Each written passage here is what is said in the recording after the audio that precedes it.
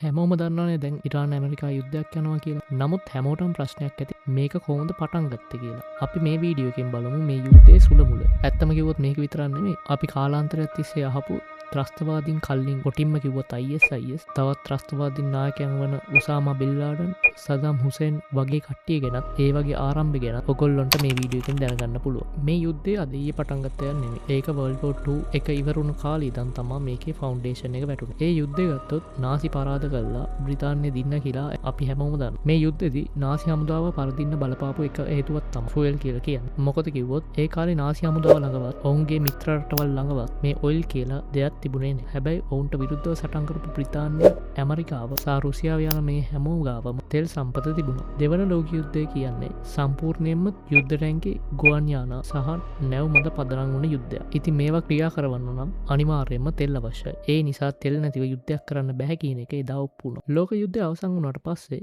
ඇමරිකාව එක දෙයක් හොඳින් තේරුම් ගත්තා. ඒ තමයි මින් ඉදිරියට ලෝක බලවතා වෙන්න නම් තෙල් සම්පත තමන්ගේ අතේ තියෙන්න ඕනේ කියන. ඇත්තටම ඇමරිකාව ඇතුළෙත් විශාල වශයෙන් තෙල් තිබුණා. ඒ වගේම මේ තෙල් ප්‍රොඩක්ට් එකක් විදියට පොළවෙන් උඩට ගත්ත ලෝකයේ පළවෙනි රටත් ඇමරිකාවයි. මොකද කිව්වොත් ඒ සඳහා අවශ්‍ය ටෙක්නොලොජි එක තිබුණේ ඔවුන් සතුව. හැබැයි දෙවන ලෝක යුද්ධයෙන් පස්සේ යුරෝපීය ආර්ථිකය සම්පූර්ණයෙන්ම කඩා වැටුණා. ඒත් එක්කම ලෝක දේශපාලනය ප්‍රධාන පිල් දෙකට බෙදුණු. ඇමරිකාව ප්‍රමුඛ පිළ අනිත් එක රුසියාව සහ චීනයේ ප්‍රමුඛ පිළ. මේ බෙදීමට ප්‍රධාන හේතුවක් වුණේ රුසියාව සතුවත් තෙල් සම්පත තිබීම. ඒ වගේම ඇමරිකාව වගේම රුසියාව ගාවත් නියුක්ලියර් පවර් එක තිබුණා. මේ අනුව ලෝකේ සුපිරි බලවතුන් දෙන්නේ බිහි වුණා. ඒ තමයි රුසියාව සහ ඇමරිකා. දැන් ප්‍රශ්නය තියෙන්නේ මේ දෙකොල්ල අතරමැද තියෙන ප්‍රදේශය ගැන. මේකට තමයි කියන්නේ මැද පිරදිග කියලා. මැද පිරදිග අති විශාල තෙල් සම්පතක් තියෙනවා කියලා අපි හැමෝම දන්නවා. හැබැයි ඒ කාලේ මිඩල් ඊස්ට් වලට තිබුණු ලොකුම ප්‍රශ්නය තමයි ඔවුන්ගේ පොළොවේ යට තෙල් නිති තිබුණ. ඒවා හරියටම පොළොවෙන් උඩට ගන්න කොහොමද කියන එකවත්, ඒක ප්‍රොඩක්ට් එකක් වශයෙන් ප්‍රයෝජන ගන්න කොහොමද කියන එකවත්, ඒවා විකුණන්නේ කොහොමද කියන එකවත් ඔවුන්ට දැනුමක් හෝ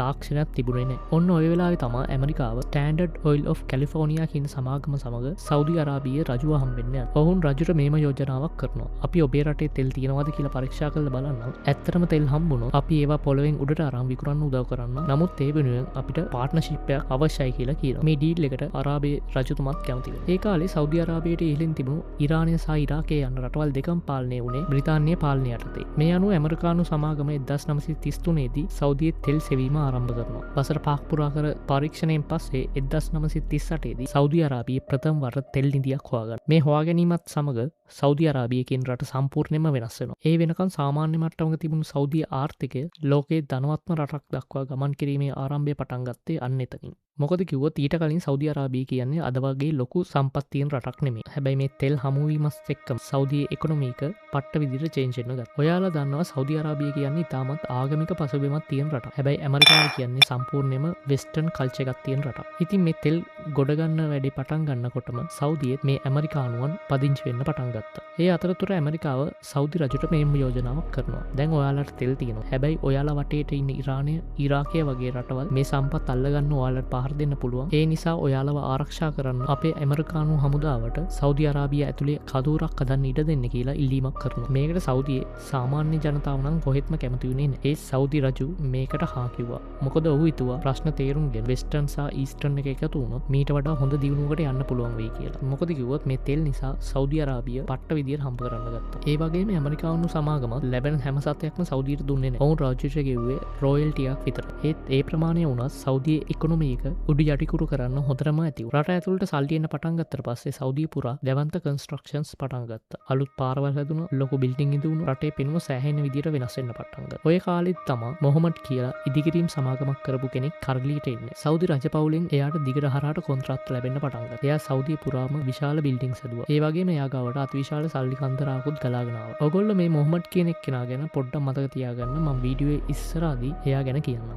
මේ හැමදේම සිද්ධ වෙන්නේ 1950 ගණන්වල. දැන් සෞදි අරාබිය ඇතුලේ ඇමරිකාවේ බලය හොඳටම තියෙනවා. හැබැයි ওই කාලෙදිම බ්‍රිතාන්‍ය පාලනය යටතේ තිබුණු ඉරානය ඇතුලේ ලොකු ප්‍රශ්නයක් වෙන්න පටන් ගත්තා. ඉරානයේ ඒ කාලේ රජෙක් හිටියා වගේම අගමැති කෙනෙකුත් හිටියා. එතකොට ඉරානයේ අගමැති විදිහට හිටියේ මොහම්මද් මොසඩෙක් කියන එක්කෙනා. එයාට එක දෙයක් තදින්ම දැනෙන්න ගත්තා. එයා හිතුවා මේ විදේශීය තෙල් සමාගම අපේ රටෙන් තෙල් අරගෙන උන් හොඳට හම්බ කරනවා. හැබැයි අපේ රටට දෙන්නේ පොඩි සොච්චමක් විතරයි. ඒ වගේම මේ තෙල් ඉරානයට අයිති දෙයක්. ඒ නිසා මේක සම්පූර්ණ අයිතිය ඉරානයටම තියෙන්න ඕනේ කියලා එයා ලොකු තීරණයක් ගන්නවා. එතෙක් බ්‍රිතාන්‍ය පාලනයට තිබුණු හැම ඉරාන තෙල් කර්මාන්තයක්ම මින් ඉදිරියට බ්‍රිතාන්‍යයට අයිති නෑ කියලත් මේ හැමදේම ඉරානයෙන් සතුයි කියලා එයා නිල වශයෙන් ප්‍රකාශ කර. ලෝක යුද්ධයෙන් පස්සේ ආර්ථික ප්‍රශ්නවල හිටපු බ්‍රිතාන්‍යයට මේ ගොඩක් දරාගන්න බැරි වුණා. විශාල ආර්ථික පාඩුව. ඉරානය තෙල් තමන්ගේ අතර ගත්ත නිසා බ්‍රිතාන්‍යයට සෑහෙන්න කේන්තිය. ඒ නිසා වුන් ඉරානයට එරෙහිව සම්පාදක පනවන්න වගේම තෙල් විකුණන්න බැරි වෙන්න ගොඩක් උත්සාහ කරා. හැබැයි බ්‍රිතාන්‍යයට මේක තනියම කරගන්න බැරි වුණා. මොකද කිව්වොත් මං කලින් කිව්වා වගේ යුද්ධෙන් පස්සේ බ්‍රිතාන්‍ය ආර්ථිකය සෑහෙන දුර්වල වෙලා තිබ්බේ. මෙන්න මේ වෙලාවේ තමයි ඇමරිකාවේ එන්ට්‍රිය දෙන්නේ. බ්‍රිතාන්‍ය ඇමරිකාවෙන් උදව් ඉල්ලනවා. කොහොම හරි මේ මුහම්මද් කියන එක්කෙනාව බලෙන් පන්නන්න කියලා. ඊට පස්සේ බ්‍රිතාන්‍ය බුද්ධ්‍යංශය සහ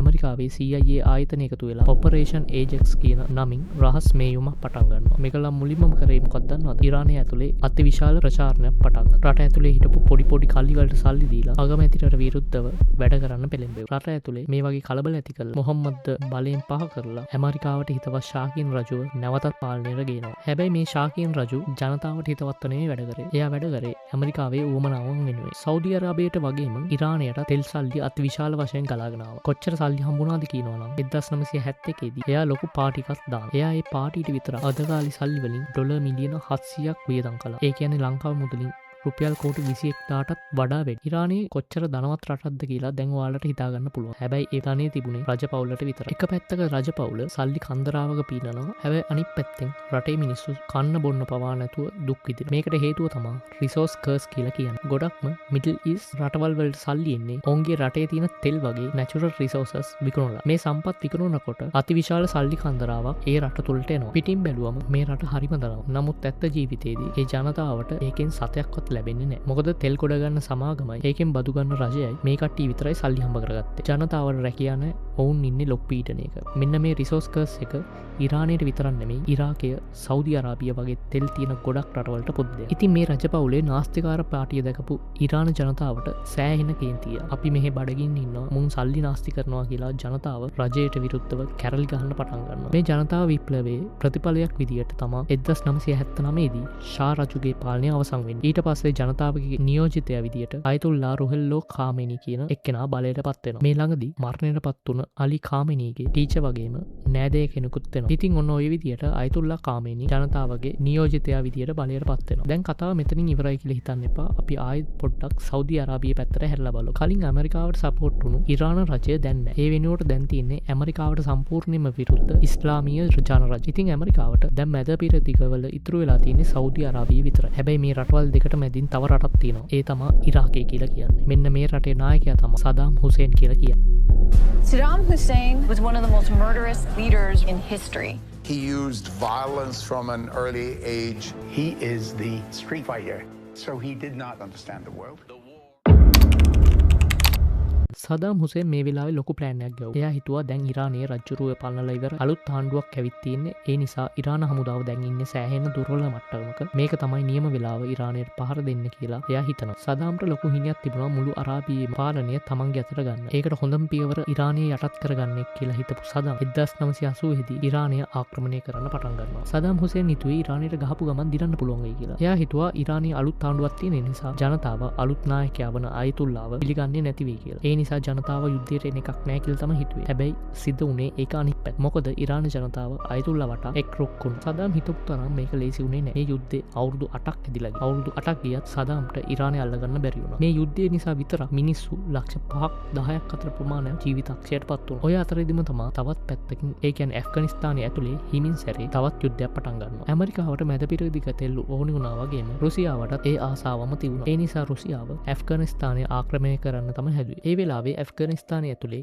රුසියාවට එරෙහිව සටන් කරන එක්තරා කැරලි කණ්ඩායමක් හිටියා. ඔවුන් තමයි ඇෆ්ගන් මුජාහිදීන් කියලා කියන්නේ. මෙතනදී ඇමරිකාව මොකද්ද කරේ කියලා කිව්වොත් රුසියාවට පහර දෙන්න ඇමරිකාව මේ මුජාහිදීන් කණ්ඩායමට රාසින් සල්ලි සහ ආයුධ ලබා දුන්නා. මේ කණ්ඩායම ඇතුලේ ස්වේච්ඡාවෙන් සටන් කරන්න ආපු එක්තරා පුද්ගලයෙක් හිටියා. එයා තමයි ඔසාමා බින් ලාඩන් කියලා කියන්නේ. මම වීඩියෝ එකේ මුලදී කිව්වා අතිවිශාල සල්ලි කන්දරාවක් තිබුණ මුහම්මද් කියන ඉදිකිරීම් ව්‍යාපාරිකයා ගැන. අන්න ඒ මුහම්මද්ට ගෑනු 22කුයි ළමයි 54 දෙනෙක් හිටිය. ඒ 54 දෙනා එක්කෙනෙක් තමයි ඔසාමා බින් ලාඩන් කියලා කියන්නේ. ඔසාමා ඉපදුනේ සෞදි අරාබියේ අතිශයින්ම ධනවත් රජ පවුලට සමීප පවුලක. මෙච්චර සැප සම්පත් තිබිද්දී අවුරුදු 22ක් වගේ තරුණ කාලෙකදී ඔහු මේ හැමදේම දාලා ඇෆ්ගනිස්තානයට ගිහින් අර කැරලි කණ්ඩායමට එකතු වෙනවා. ඒ එකතු වෙලා රුසියාවට එරෙහිව සටන් කරන්න පටන් ගන්නවා. ඇයි එයා එහෙම කරේ? මම කලින් කියපු රිසෝස් කර්ස් කියන එක සෞදි අරාබියටත් අදාළ. ඔසාමාගේ මයින්ඩ්සෙට් එක ගත්තොත් මේ රටවල් ගොඩක් සංස්කෘතිකයි ඒ වගේම ගොඩක් හොඳ ලෙගසි එකක් තියෙනවා. නමුත් තමන්ගේ පවුලයි සෞදි රජ පවුල එකතු වෙලා බටහිර රටවල් එක්ක රිලේෂන්ෂිප් එකක් තියාගෙන මේ ලෙගසි එකයි තෙල් සම්පතයි විනාශ කරනවා. මෙන්න මේක තමයි එයාගේ මතය වුණේ. තවද සෞදි අරාබිය කියන එක සම්පූර්ණයෙන්ම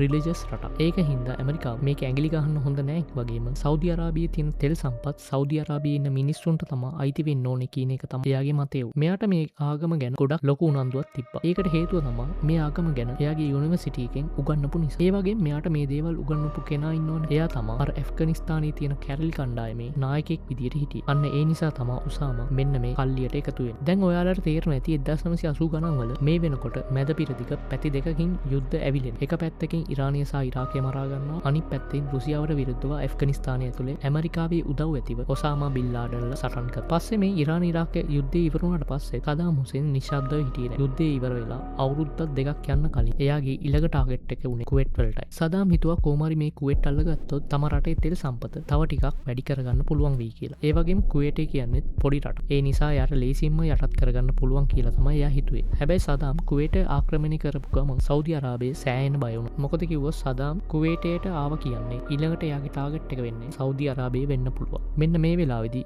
ඔසාමා බින් ලාඩන් සෞදි රජපෞලත් එක්ක කතා කරලා එයා රජපෞලට මෙහෙම යෝජනාවක් කරනවා. සදාම් හුසේන්ව පරද්දන්න මගේ ටීම් එකේ ඉන්න සෙබළුන්ව මට එවන්න පුළුවන්. අපි රුසියාව වගේ බලවතෙක්ක පැරද්දුවා නම් සදාම්ව පරද්දන එක අපිට මහ කජ්ජන් නෙමෙයි කියලා කියන. හැබැයි රජපෞලේ ඒක ප්‍රතික්ෂේප කර. ඔවුන් බින් ලාඩන්ට මෙහෙම කියනවා. ඔයා ඇෆ්ගනිස්තානයේ කඳු අස්සේ ගුහා අස්සේ හැංගිලා සටන් කළා දිනුවා වෙන්න පුළුවන්. හැබැයි කුවේටේ කියන්නේ එහෙම තැනක් නෙමෙයි. ඒ සටන් කරන්න ඔයාලට බෑ. එහෙම කියලා රජපෞල බින් ලාඩන්ලව ප්‍රතික්ෂේප කරනවා. ඒ වගේම ඒකලා නිකන් හිටියේ නෑ. ඔවුන් නැවතත් ඇමරිකාවේ පිහිට පැතුවා. මේක දැනගත්තු ඔසාමා බින් ලාඩන්ට තවත් කේන්ති යනවා. මේ නිසාම ඔසාමා කාලයක් තිස්සේ සැලසුම් කළා. රහසින් වැඩ කළා. අන්තිමේදී 2001 සැප්තැම්බර් 11 වෙනිදා මුළු ලෝකෙම හොල්ලපු 9/11 ප්‍රහාරය එල්ල කරනවා.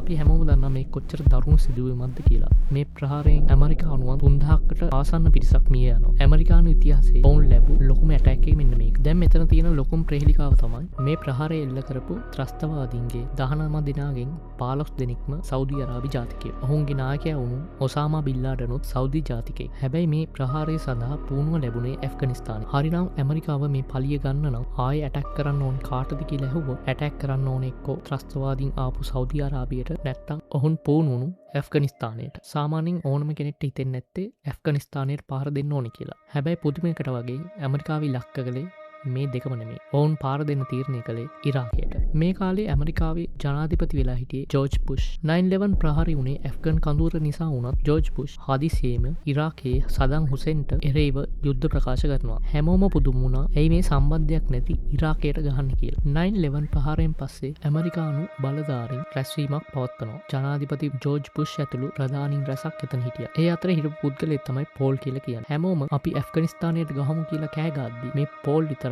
අමුතු කතාවක් කිව්වා. එයා කිව්වේ අපි ඉරාකයට ගහමු කියලා. මොකද කිව්වොත් පොඩ්ඩක් හිතලා බලන්න මේ ත්‍රස්තවාදීන් ඇෆ්ගනිස්තානයේ ඉන්න කඳු අස්සේ හැංගිලා ඉන්න කැරලිකාර කණ්ඩායමක් විතරයි. ඔවුන්ට පාර දුන්නොත් ඇමරිකාවට ලැබෙන්නේ අපි පලිය ගත්තා කියන සතුට විතරයි. හැබැයි ඉරාකයට පාර දුන්නොත් ඉරාකය කියන්නේ ලෝකේ විශාලතම තෙල් සම්පතක් තියෙන තවත් රටක්. ඒ වගේම මේ වෙනකොට සදාම් හුසේන් ඇමරිකාවේ හොඳම යාළුවා වුණ සෞදි අරාබියට ලොකු හිසරදයක් වෙලයි තිබ්බේ. අනිත් පැත්තෙන් ඉරානය කොහොමවත් ඇමරිකාවට අර්ථ වෙන්නේ නැහැ කියලා උන් දැනන් හිටියා. ඉතින් මැද පිට දිග තමන්ගේ බලය තහවුරු කරගන්න නම් තියෙන හොඳම අවස්ථාව ඉරාකය තමන්ගේ අතර ගන්න එක කියලා ඔවුන් තීරණය කරා. මෙන්න මේ අවස්ථාව ප්‍රයෝජනයට අරගෙන 9/11 ප්‍රහාරය ඔවුන් පාවිච්චි කළා ඉරාකය ආක්‍රමණය කරන්න. ඊට පස්සේ ඇමරිකාව ප්‍රචාරණයක් ගෙනිච්චා. ඔවුන් දිගින් දිගටම කිව්වේ 9/11 ප්‍රහාරයට සදාම් හුසේන්ගේ සම්බන්ධයක් තියෙනවා කියලා. තවද ඇමරිකාව කිව්වා සදාම් හුසේන් රාසින් නියස්ටික් බෝම්බ හදනවා කියලා. මෙන්න මේ විදිහට ඔවුන් සදාම් හුසේන් ගැන ප්‍රචාරණයක් කරා. ඒ විතරක් නෙමෙයි ඇත්තම කිව්වා සදාම් හුසේන් හොඳ එකෙකුත් නෙමෙයි. සදාම් හුසේන් කොච්චර නපුරු පාලකයෙක්ද කිව්වොත් ඉරාකයේ උතුරු ප්‍රදේශයේ ජීවත් වුණු කුර්ති කියන ජන කොට්ටාසයක් සදාම්ට විරුද්ධව කටයුතු කරපු නිසා සදාම් මේ කට්ටියව සමුළු ඝාතනය කරා කියලා තමයි වාර්තා වෙන්නේ. මේ සමුළු ඝාතනය කරපු මිනිස්සු ලක්ෂ 2කටත් වැඩි. මේ සිද්ධිය ඇත්තක් කියන්න සාක්ෂියමත් හම්බ වෙලා තියෙනවා. මේ විදිහට තමන්ගේ රටේ ලක්ෂ 2කට අධික ජනතාවක් මරා දබපු සදාම්ව බලයෙන් පහ කිරීම ලෝකයේම වගකීමක් කියලා ඇමරිකාව ලෝකයට පෙන්වුවා. ඔන්න ඔය හේතුන් මත ඇමරිකාව ඉරාකයට ඇතුළු වෙලා ලොකු ඇටැක් එකක් එල්ල කරා. හැමතැනම තිබුණු සදාම් හුසේන්ගේ පිළිම එම ඇතුළ දාලා කුඩු පට්ටම් කළා. අවසානයේදී ඇමරිකානු ජනාධිපති ජෝර්ජ් බුෂ් ඉතාමත් ආඩම්බරේ ස්පීච් එකක් දෙනවා. ඔහු කිව්වේ ඉරාකයේ දැන් නිදහස් රටක් සදාම්ගේ පාලනය අවසන් කියලා. හැබැයි මෙතන තියෙන ලොකු විලුව මොකක්ද දන්නවද? මොකද කිව්වොත් ඉරාන් ඉරාක් යුද්ධෙදී ඉරානයේ ඇන්ටි වෙස්ටර්න් හින්දා සදාම් හුසේන්ට ආයුධ දුන්නෙත් ඇමරිකාවයි. ඒ වගේම ඒ කාලෙදිම තමා මේ දුන්න ආයුධ යූස් කරලා සදාම් හුසේන් අර කුර්දි මිනිසුන්ගේ සමුල ඝාතනයක් සිද්ධ වෙන්නේ. මේ කාලෙදී ඇමරිකාවයි ඉරාකේ යාළුවෝ වුණත් පස්සේ සෞදි අරාබිය ත්‍රස්තවාදීන් ගැව්වට පස්සේ ඒ කියන්නේ 9/11 සිද්ධිය වුණාට පස්සේ ඉරාකය ඇමරිකාවේ සතුරු වුණා. නමුත් මේ 9/11 සිද්ධියටයි ඉරාකෙටයි කිසිම සම්බන්ධයක් නැහැ කියලා තමයි වාර්තා වෙන්නේ. මෙතනදී අපි තේරුම් ගන්න ඕනේ වැදගත්ම දේ තමයි ලෝක දේශපාලනය ඇතුලේ ස්ථීර මිතුරොත් නැහැ, ස්ථීර හතුරොත් නැහැ කියන එක. පොඩ්ඩක් මතක් කරලා බලන්න ෂා රජුගේ කාලේ ඇමරිකාවේ හොඳම යාළුවා වුණේ ඉරානය. හැබැයි 1979 විප්ලවයෙන් පස්සේ ඉරානය ඇමරිකාවේ අංක 1 හතුරා වුණා. අන්න ඒ ඉරානයට ගහන්න ඇමරිකාව ඉරාකේ සදාම් හුසේන්ට උදව් කරා. සදාම් හුසේන් තමන්ගේ මිනිස්සුන්ව කුර්දි ජාතිකයන්ව ඝාතනය කළෙත් ඇමරිකාව යාට සපෝට් කරපු ඒ කාලෙදිමයි. හැබැයි ඇමරිකාව ඒ ගැන ඒ කාලේ සද්දයක් දැම්මේ නැහැ. 9/11 ප්‍රහාරයෙන් පස්සේ සදාම් හුසේන් ඇමරිකාවට සතුරෙක් වුණා. මම කලින් කිව්වා වගේ 9/11 ප්‍රහාරයට සදාම්ගේ කිසිම සම්බන්ධයක් තිබෙන්නේ නැහැ. ඒත් තමන්ගේ වාසිය වෙනුවෙන් ඇමරිකාව සදාම්ව විනාශ කරා. දැන් බලමු සදාම්ව මැරුවට පස්සේ මොකද වුනේ කියලා. සදාම් යටතේ හිටපු අතිවිශාල ඉරාක හමුදාවට ඇමරිකාව කිව්වා දැන් සදාම් නැහැ. ඒ නිසා ඔයාලා ඔක්කොම විසිරලා ගෙවල් වලට යන්න කියලා. හැබැයි පොඩ්ඩක් හිතලා බලන්න අවුරුදු ගාණක් හොඳට පුහුණුව ලබලා ආයුධ පාවිච්චි කරන්න දන්න දහස් ගණනක් වුණු සෙබළුන්ට එකපාරටම ගෙදර යන්න කිව්වම මොකද වෙන්නේ? උන්ට රක්ෂා නැහැ, කන්න බොන්න විදියක් නැහැ. ඒ මදිවල තමන්ගේ නායකයා මරපු එක්කන ලොකු වෛරයකුත් උන්ගේ හිතේ තිබුණා. මේ සෙබළුන් නිකම්ම ගෙදර ගියේ නැහැ. සදාම්ගේ හමුදාවේ හිටපු ජෙනරල් වල දක්ෂ සොල්දාදුවන් මේ හැමෝම එකතු වෙලා නිර්මාණය කරපු දරුණුතම කණ්ඩායම තමයි IS කියලා කියන්නේ.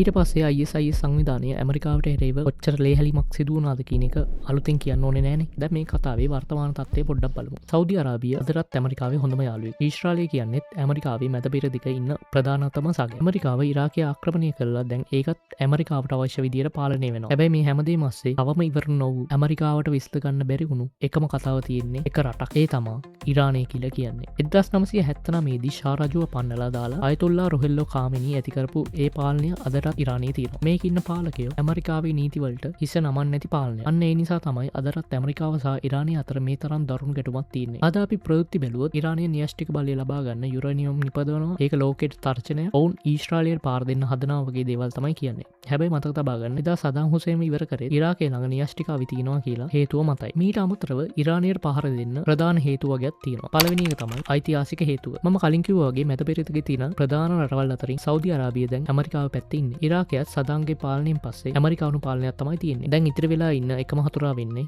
ඉරානය විතරයි. ඉරානයත් යටත් කරගත්තොත් මැද පෙරදිග තියෙන තෙල් සම්පතින් වැඩි හරියක් පාලනය කරන්න ඇමරිකාවට පුළුවන් වෙනවා. ආර්ථික හේතුව. මේක තමයි හැමෝම දැනගත යුතුම රස. සාමාන්‍ය රටක් ඕනවට වඩා සල්ලි අච්චු ගෙවුවොත් ඒ සල්ලි වල අගේ නැති වෙනවා. ඒකට තමයි උද්දමනය නැත්තම් ඉන්ෆ්ලේෂන් කියලා කියන්නේ. උදාහරණයක් විදිහට සිම්බාබ්වේ අපේ ලංකාවේ ගන්නකො ශ්‍රී ලංකාවේ ඉන්ෆ්ලේෂන් එක වැඩි වුණු නිසා සල්ලි වල අගේ අඩු වෙලා ලොකු අර්බුදයක් වුණා. සිම්බාබ්වේ වල තත්ත්වය මීටත් වඩා දරුණුයි. ඔවුන් ට්‍රිලියන ගණන් වලට නෝට්ටු අච්චු ගෙවුවා. තවද ඒ රටේ ඉන්න මිනිස්සු සල්ලි මිටි ගණන් අරන් ගිහින් තමයි පාන් ගෙඩියක් ගත්තේ. සමහර මිනිස්සු කිව්වා සල්ලි වලින් දරගන්නවට වඩා සල්ලි කොළ වලින්ම ලිපපත්තු කරන එක ලාභයි කියලා. හැබැයි මරුම වැඩේ වෙන්නේ ඇමරිකාව දශක ගණනාවක් තිදන් ට්‍රිලියන ගණනින් අච්චු ගහනවා. ඒ ඩොලර් එකේ අගේ නම් බහින්නේ නැහැ. ඇයි ඒ? මොකද ඇමරිකාවට යුද්ධය කියන්නේ බිස්නස් එක. ඔවුන් ලෝකෙට නීතියක් දැම්මා. ඕනෑම රටකට තෙල් මිලදී ගන්න ඕනේ නම් ඒක කරන්න ඕනේ ඇමරිකානු ඩොලර් වලින් විතරයි කියලා. ලෝකේ හැම රටකටම තෙල් ඕනේ. ඒ නිසා හැම රටක්ම ඩොලර් එකතු කරනවා. මේ ඩොලර්ස් වලට ලෝකේ ලොකු ඉල්ලුමක් තියෙන නිසා ඇමරිකාව කොච්චර සල්ලි අච්චු ගෙවුවා ඒකේ අගේ බහින්නේ නැහැ. ඉතින් ඉරානය වගේ රටක් ඩොලර්ස් පාවිච්චි නොකර තෙල් විකුණන්න හැදුවොත් ඒක ඇමරිකානු ඩොලරේ බලය බිඳ වැටෙන්න හේතුවක් වෙනවා. අන්න ඒ නිසා තමයි ඇමරිකාව ඉරානයට එච්චරටම බය. යුද්ධයක් පටන් ගත්ත ගමන් ඇමරිකාවේ ඩිෆෙන්ස් ස්ටොක්ස් වල මිල 120කින් 30ක වගේ වේගයකින් ඉහළ යනවා. මොකද කිව්වොත් මේ යුද්ධවල පාවිච්චි කරන යුද්ධ ටැංකි, ප්ලේන්ස්, හෙලිකොප්ටර් මේ හැමදේම හදන්නේ පෞද්ගලික සමාගම්. ලෝකේ වෙනත් රටවල් මේවා මිලදී ගන්නේ කවදද? අනිවාර්යයෙන්ම යුද්ධයක් තියෙන වෙලාවට විතරයි. අනික මේ වගේ දේවල් වල කැපැසිටි එක පෙන්වන්න පුළුවන් වෙන්නේ මේ වගේ යුද්ධයක් කවම විතරයි. සමහර විචාරක කියන කියන්නේ මේ යුද්ධ කියන්නේ ඇමරිකානු අවියායුධවලට කරන නොමිලේ ප්‍රචාරණයක් වගේ කියලා. ඊළඟට වැදගත්තේ තමයි තෙල් මිලදී ගැනීම. අද ලංකාවට හෝ ඉන්දියාවට තෙල් මිලදී ගන්න ඕන නම් අපිට අපේ රුපියල් දීලා ඒව ගන්න බෑ. අපි මුලින්ම අපේ රුපියල් දීලා ඇමරිකානු ඩොලර් මිලදී ගන්න ඕන. ඊට පස්සේ තමයි ඒ ඩොලර්ස් දීලා තෙල් ගන්න පුළුවන් වෙන්නේ. දැන් හිතන්න මේ යුද්ධ නිසා තෙල් මිල ඉහළ ගියා කියලා. එතකොට අපිට තෙල් ගන්න තවත් වැඩිපුර ඩොලර්ස් ප්‍රමාණයක් අවශ්‍ය වෙනවා. ඒ ඩොලර්ස් ගන්න අපි කාගාවටද යන්න ඕනේ? ඇමරිකාව ගාවට. ලෝකයේ පුරාම ඩොලර්ස් සඳහා තියෙන ඩිමාන්ඩ් එක වැඩි වෙනකොට ඇමරිකාව ඇතුලේ ඉන්ෆ්ලේෂන් එක පාලනය වෙනවා. සමහරු මේකට කියන්නේ ඇමරිකාව තමන්ගේ රටේ උද්දමනය ලෝකයේ පුරාම බෙදා හරිනවා කියලා. ඒ කියන්නේ ඇමරිකාව සල්ලි අච්චු ගෙව්වට ඒකෙන් වෙන හානිය විඳින්න වෙන්නේ අපිටමයි. තව එක රීසන් එකක් තියෙනවා. ඒ තමයි චීනය. වර්තමාන GDP වර්ධනය දිහා බැලුවොත් තව අවුරුදු කිහිපයකින් චීනය ඇමරිකාව පරද්දලා ලෝකයේ අංක 1 වෙන්න නියමිතයි. එක කාලයක් ඇමරිකානු නිෂ්පාදන සමාගම් ලෝකයේම පාලනය කරා. හැබැයි අද තත්ත්වය වෙනස්. EV vehicle, semiconductor, solar වගේ අනාගත ලෝකයේ පාලනය කරන්න ඕනේ ඔක්කොම ටෙක්නොලොජිස් ටික අද රජ කරන්නේ චීනය. තවද ලෝකයේ තියෙන දුර්ලභ ගණී මිනරල්ස් වලින් 90% සිට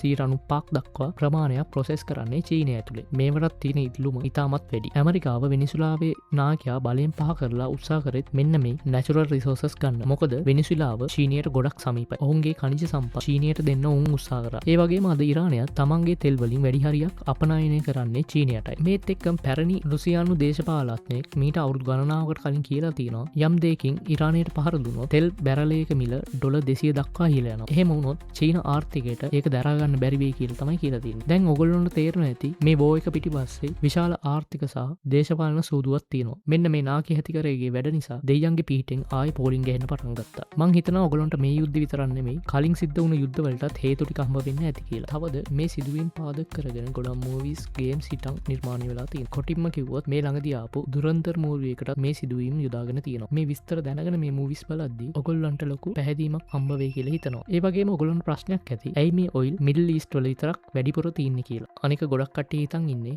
ඩයිනෝසිරස් ලගෙන් තමයි මේ ඔයිල් හම්බ වෙන්නේ කියලා. ඇත්තම කිව්වොත් ඒක එහෙම නෙමෙයි. මෙන්න මේ ප්‍රශ්නෙට උත්තරේ ඕනනම් පල්ලෙන් කමෙන්ට් එකක් දාන්න. එන රිස්පොන්ස් ප්‍රමාණය බලලා මම ඒකටත් වීඩියෝ එකක් දාන්න. මේ වීඩියෝ එකට කැමති නම් ලයික් කරලා තව කෙනෙක්ට දැනගන්න ෂෙයාර් කරලා channel එක subscribe කරන්න කියලා ඉල්ලීමක් කරනවා.